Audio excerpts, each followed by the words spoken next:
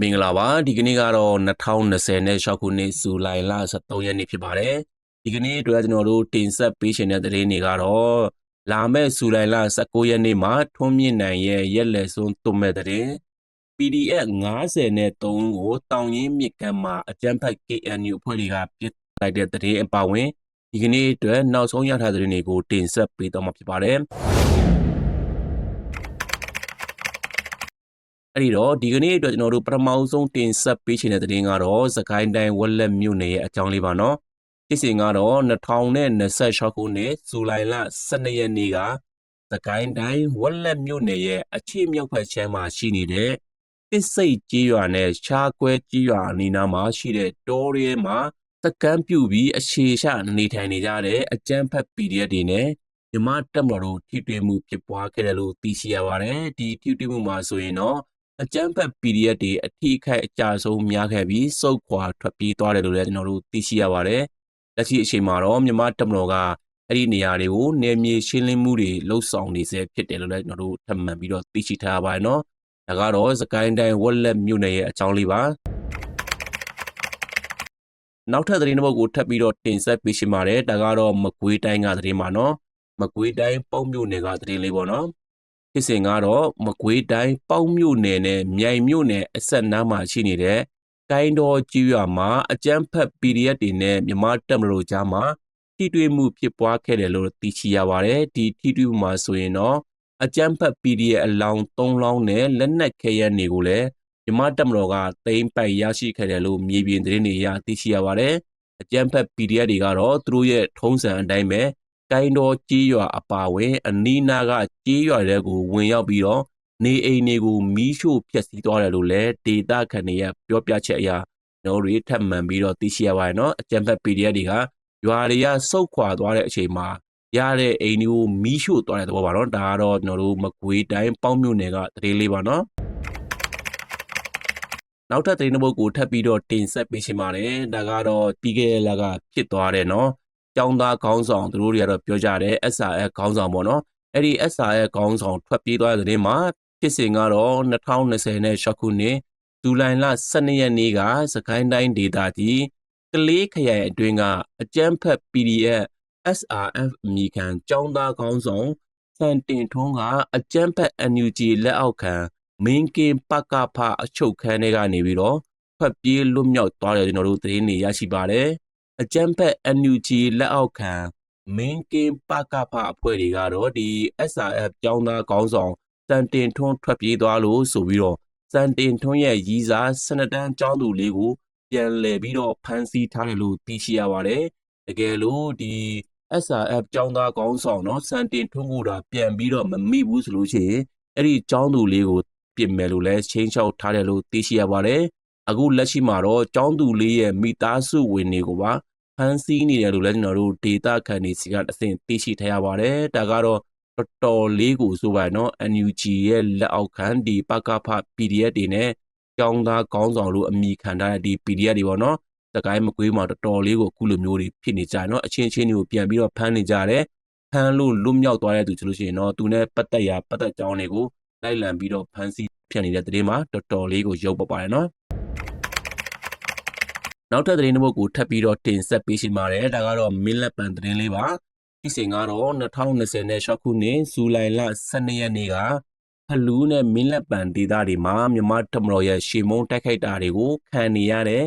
အကြမ်းဖက် KNU PDF တွေကထွက်ပြေးသွားခဲ့တာကြောင့်အကြမ်းဖက် KNU တွေကထွက်ပြေးလာတဲ့ PDF အယောက်53ယောက်ကိုတီးတန့်ခွဲထုတ်လိုက်ပြီးတောင်ရင်းမြစ်ကမ်းမှာတက်လိုက်ပြီးအလောင်းတွေကိုတော့မြစ်ထဲကိုမျှောချလိုက်လို့သိရှိရပါတယ်အခုချိန်မှာတော့အကြမ်းဖက် KNU PDF တွေကမြန်မာတပ်မတော်ရဲ့လိုက်လံရှင်းလင်းမှုတွေကိုခံနေရတယ်လို့သိရှိရပါတယ်ဒါကတော်လေးကိုဆိုပါတယ်ဒီ KNU တွေက PDF တွေကိုခြေတန်းတင်ပြီးတော့တိုက်ပွဲကိုစေလွတ်တယ် PDF တွေကစစ်တိုက်ရတဲ့နေရာမှာသူတို့တွေလုံးဝမြန်မာတပ်မတော်ကိုမရှင်းနိုင်တဲ့အဆုံးထွက်ပြေးကြတယ်ထွက်ပြေးသွားတော့ KNU တွေကဖမ်းပြီးတော့ PDF တွေတီးတန့်ခွဲထုတ်လိုက်တယ်ဒီဘက်က KNU ဒီဘက်က PDF ဆိုပြီးတော့တီးတန့်ခွဲထုတ်လိုက်တယ်အဲ့ဒီထဲမှာအညာသားပဒတ် PDF 53ယောက်ကိုတီးတန့်ခွဲထုတ်ပြီးတော့တောင်ရင်းမြစ်ကမ်းမှာပြစ်တာဖြစ်ပါတယ်အလောင်းတွေကိုတော့ဆောနာပြောသလိုပဲမြစ်ထဲကိုမျှောချလိုက်တယ်လို့ကျွန်တော်တို့သတင်းနေရရှိပါတယ်နော် နောက်ထပ်သတင်းတစ်ပုဒ်ကိုတင်ဆက်ပေးရှိပါတယ်ဒါကတော့အကြမ်းဖက် PDF တွေတရားကိုဖျက်ဆီးလိုက်တဲ့သတင်းမှာဖြစ်စဉ်ကတော့ကျွန်တော်တို့2026ခုနှစ်ဇူလိုင်လ23ရက်နေ့ဒီကနေ့မနက်မှာပဲအကြမ်းဖက်ရော PDF တွေကမကွေးတိုင်းကံကောခရိုင်စောမြို့နယ်အတွင်းကစောမြို့နယ်နဲ့လောင်းချီကြားမှာရှိနေတဲ့ကာကရွာအနီးကရင်ရဲတရားကိုအကြမ်းဖက် PDF တွေကမိုင်းခွဲဖျက်ဆီးခဲ့တယ်လို့သိရှိရပါတယ်ဖျက်ဆီးခဲ့တဲ့ PDF တွေကတော့ရောဒေတာမှာရှိနေတဲ့ရော PDF တွေပါသူတို့တွေကအဲ့ဒီတရားကိုမိုင်းခွဲဖျက်ဆီးလိုက်တယ်ကျွန်တော်တို့သတင်းတွေရရှိပါတယ်အရင်လကလည်းဒီတရားကိုပဲသူတို့တွေမိုင်းခွဲပြီးတော့ဖျက်ဆီးခဲ့ပါတယ်မြန်မာတပ်မတော်ကတော့ဒီဖျက်ဆီးခဲ့တဲ့တရားကိုပြန်လည်ပြုပြင်လို့ပြီးမကြခင်မှာပဲဒီကနေ့မှာထပ်ပြီးတော့အကြမ်းဖက် PDF တွေကနောက်ထပ်တစ်ကြိမ်ဖျက်ဆီးခဲ့တာပဲဖြစ်ပါတယ်ဆိုလိုချင်တာကတော့ဒီရောဒေတာမှာအကြမ်းဖက် PDF တွေလုံးဝကင်းစင်သွားတာမျိုးမဟုတ်သေးပဲနဲ့ကြိုကြားတွေရှိနေတယ်ဆိုတဲ့သဘောပါနောက်ထပ်သတင်းတစ်ပုဒ်ကိုထပ်ပြီးတော့တင်ဆက်ပေးရှင်ပါတယ်ဒါကတော့ဖရဲသီးကိုဖမ်းမိတဲ့သတင်းမှာဖြစ်စဉ်ကတော့2026ခုနှစ်ဇူလိုင်လ23ရက်နေ့ဒီကနေ့မနက်သတင်းတွေအရရခိုင်ပြည်နယ်ထိစက်နေတဲ့ကျွန်တော်တို့မကွေးတိုင်းငဖဲမြို့နယ်ထွေအုပ်စရေးနှင့်နဲ့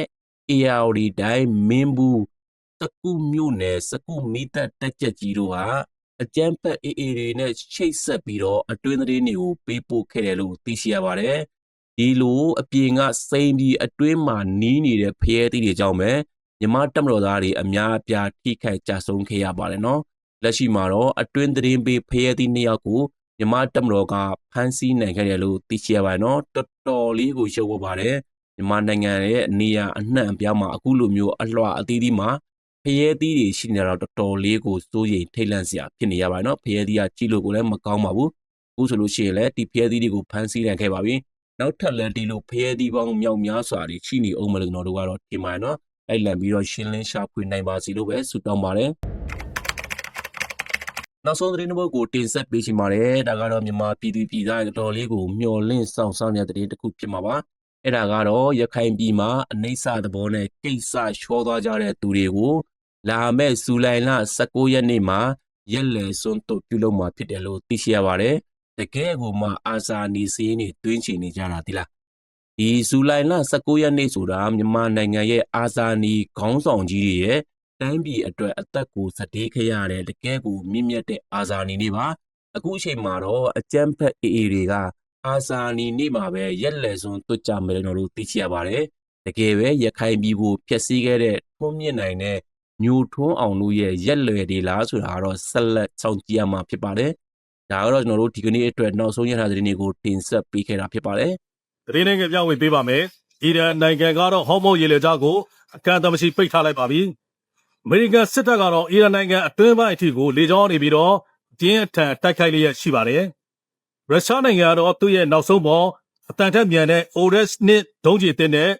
ယူကရိန်းနိုင်ငံကီးယက်မြို့ကိုပြစ်ခတ်တိုက်ခိုက်မှုမှာယူကရိန်းမြို့တော်နဲ့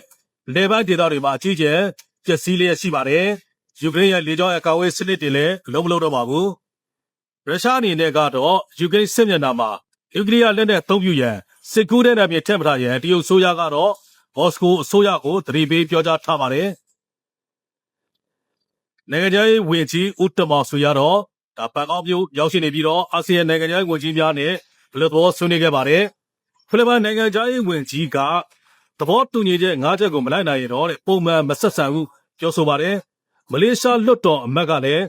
တန်းတူမဆက်ဆံသင့်ဘူးလို့ပြောဆိုလိုက်ပါတယ်။ကြားတဲ့သတင်းတွေရတော့ဇူလိုင်လ19ရက်နေ့မှာတော့ဒါအေအေကောင်းတော့ထွန်းပြနိုင်အိမ်မှာရက်လက်စွန်းတော့လုပ်မယ်လို့သိရပါတယ်။ဒါသတင်းကတော့တိကျမှုတော့မရှိဘူးပေါ့နော်။သတင်းအများစုမှာတော့ပေါ်ပြနေပါတယ်။ DKBA ဆက်ဆံရေးယုံဖအံဖွင့်ပွဲပြုလုပ်ပါတယ်။ပြုလုပ်တဲ့အချိန်မှာ DKBA စေဦးစီးချုပ်